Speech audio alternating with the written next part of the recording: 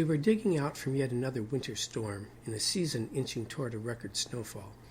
It was, even to this lover of winter, a mess. Thus I began my 3-day chase of Blackhawk, a trek I'd been planning for some time, ever since the 19th century Sauk and his cause had captured my fancy. You can't live in the middle of the Midwest, Iowa, Illinois, Wisconsin, without hearing the name Blackhawk.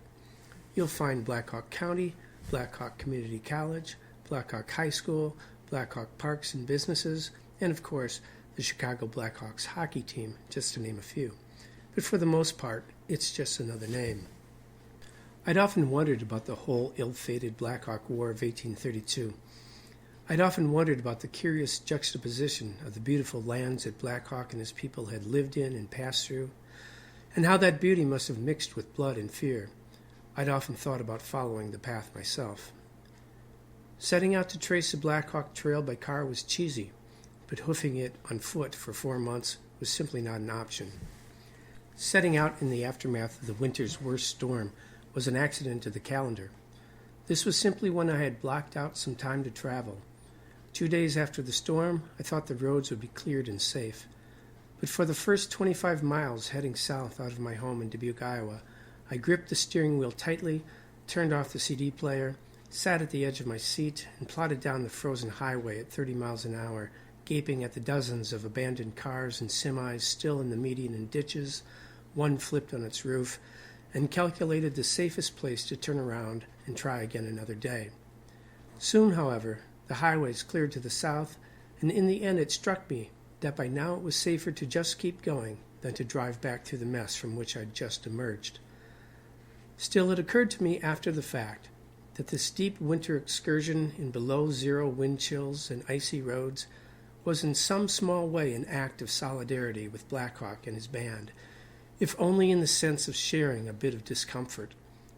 We don't, in the modern world, handle inconvenience and discomfort well, unless you disregard the incapacitated swimming pool at my first hotel. But I'm getting ahead of myself.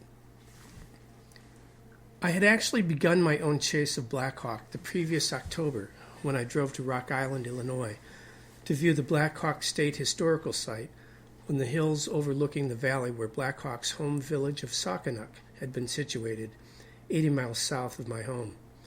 A small patch of tallgrass prairie reminded visitors what the rolling lands beyond the river valley looked like in the early 1800s before succumbing to the plow. Saukenuk in 1832 was no small outpost of nomadic Native Americans, but a 100-year-old established village of 5,000 with parallel streets, a council house, and a public square.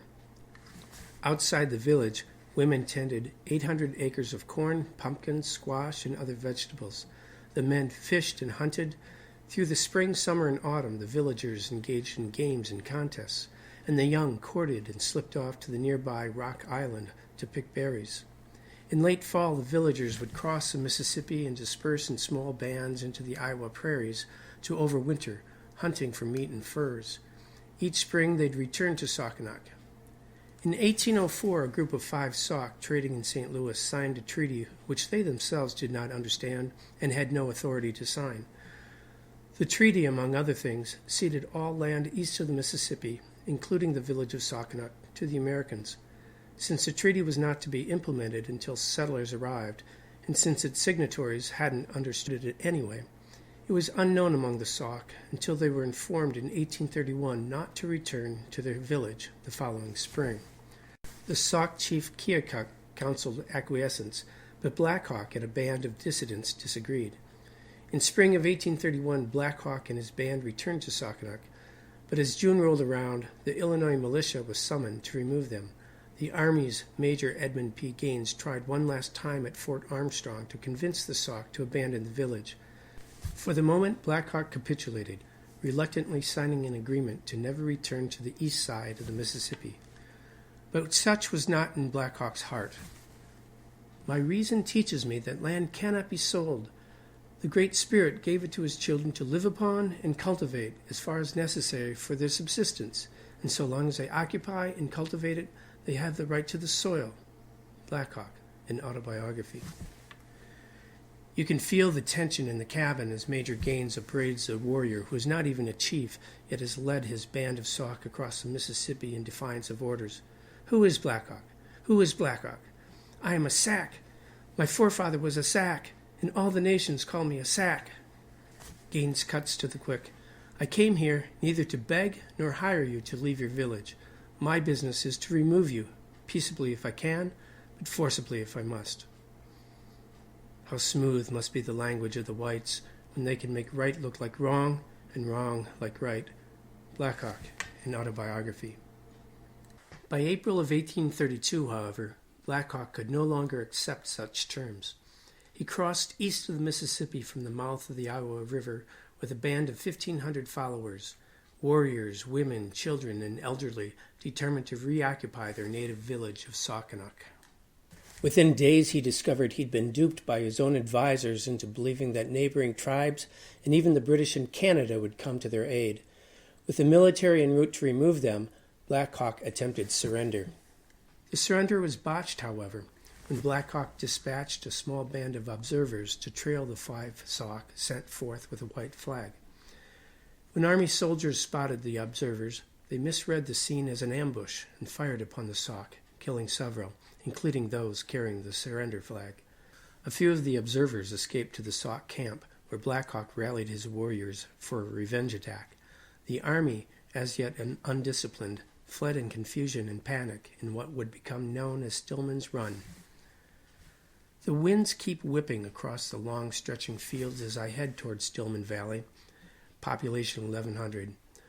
Along State Highway 72, past the gas station and the Valley Covenant Evangelical Church, lies a memorial cemetery for the 12 militia volunteers killed in Stillman's Run.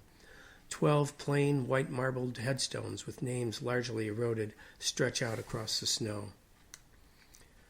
This pursuit was never meant to be a history. I've been meaning to tell a landscape, and history keeps gumming up the works. I can't avoid thinking how much Black Hawk loved the Rock River. Already my modern-day route has crossed and recrossed the Rock River at least 7 times.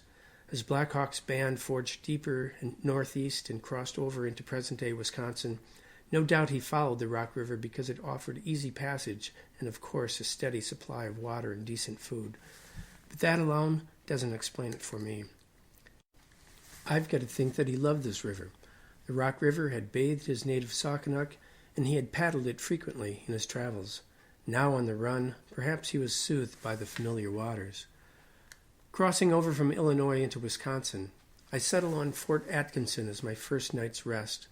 I've worked my way back into the pathway of the snowstorm from earlier in the week. As the sun dips below the western horizon, I sluice through the barely cleared streets, find myself a room at the local hotel chain, where, unfortunately, the pool is closed for repairs, and head downtown for dinner. Dinner at the Black Hawk Tavern, original location of the Black Hawk Hotel, established in 1848, a few blocks from the Rock River, of course. On July 1st, Black Hawk breaks the Sauk camp at the swamp surrounding Lake Koshkonong near present-day Fort Atkinson and continues north up the Rock River. On July 5th, General Atkinson arrives at the swamps of Lake Koshkonong with U.S. military forces.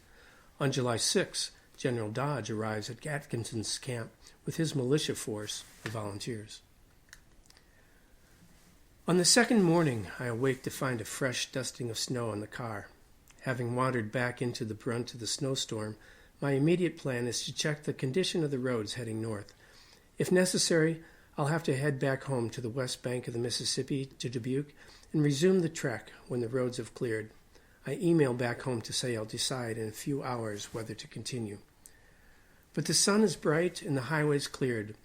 The wind chill is still sub-zero, and already there are occasional spots on the road where the wind is pushing trace amounts of loose snow across the clearing. But I'll wait and see whether that will be a problem later in the day. State Highway 26 will take me to Horicon Marsh, or Cranberry Lake, Black Hawk's most northerly campsite before deciding to return west of the Mississippi to safety. Along the way, I'll cross the Rock River at least 4 more times. To best follow the route of Black Hawk and Dodge after Horicon Marsh, I ought to shoot west and pass between Lake Mendota and Monona and Madison, and then swing northwest to cross the Wisconsin River at a place called Wisconsin Heights, near present-day Sauk City. But that route would put me in Madison at rush hour, and trying to find the exact location where Black Hawk had passed would mean having to compete for a parking space in the snow-heaped city and walking in sub-zero wind chills to the hallowed spot, dodging the traffic zipping past. Or I could, like John Wayne, try to head them off at the pass by driving directly to Sauk City and hunkering down for the night. Reconnaissance is everything. I cell phone home to my wife as I hit the highway with changed plans. Please check Sauk City hotels on the internet for me and see what you can find. The snow is the deepest yet as I drive into town just a half hour before sunset. My wife has located the Cedarberry Inn. The pool is wonderful. The Army caught up with the Sauk at Wisconsin Heights, where Black Hawk and his warriors fought a diversionary battle to give women, children, and elderly time to safely cross the Wisconsin River. After the battle, the Army retreated to nearby Fort Crawford to resupply rather than continue in direct pursuit. Ill and starving, eating bark from trees and the meat of dying horses, the Sauk continued through the rugged bluffs and the valleys of driftless southwest Wisconsin as they neared the Mississippi. Returning to its pursuit, the Army soon came upon the dead and dying, stumbling first upon an abandoned camp and then thereafter upon scenes of starvation and desperation. I witnessed scenes of distress and misery exceeding any I had ever expected to see in our happy land. Dead bodies, male and females, strewn across the road, left unburied, exposed, poor emaciated beings, some dead from wounds received in the engagement on the Wisconsin, others by disease. The elms, the limbs along their routes were barked to give them food. Scattered along the route lay vestiges of horses tired out by travel and killed to give life and sustenance to their master. Army Lieutenant Robert Anderson. The chase intensifies, the distance between pursued and pursuant narrowing by the hour. By evening on Wednesday, August 1st, they come upon the smoldering fires of Black Hawk's camp just abandoned that morning. Finally, the Mississippi River. On August 1st, the Sauk reached the Mississippi where they encounter the steamboat, the Warrior. Again, the Sauk try to surrender, but the steamboat fires upon them at length, killing 23. After a while, it returns to Prairie du Chien. The Sauk bunked down for the night at the shore. 4 months of pursuing the Sauk, always a day or so behind. After battling at the Wisconsin River and then letting them slip away, the Army catches up on the morning of August 2nd at the Mississippi shore. The Warrior returns. While Sauk fighters engage the Army at the shore, soldiers on the steamboat fire away at women with children on their backs and the elderly trying to swim across the Mississippi. Meanwhile, the Sioux have been recruited to attack those who make it to the western shore.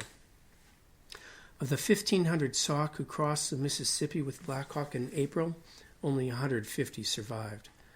Black Hawk himself left the battle scene, hoping to create a diversion. A few days later, he gave himself up. After his surrender, the Army put him on a boat heading down the Mississippi, past Rock Island, not far from his now destroyed village of Saukenuk. Black Hawk would say in his autobiography, "I surveyed the country that had cost us so much trouble, anxiety, and blood. I saw the whites' fine houses, rich harvests, and everything desirable around them, and recollected that all this land had been ours."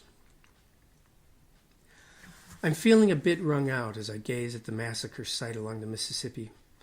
How can I even think that I've traced Black Hawk's trail when I've zipped along highways at 60 miles an hour in a car, warm and comfortable in the below-zero wind chills?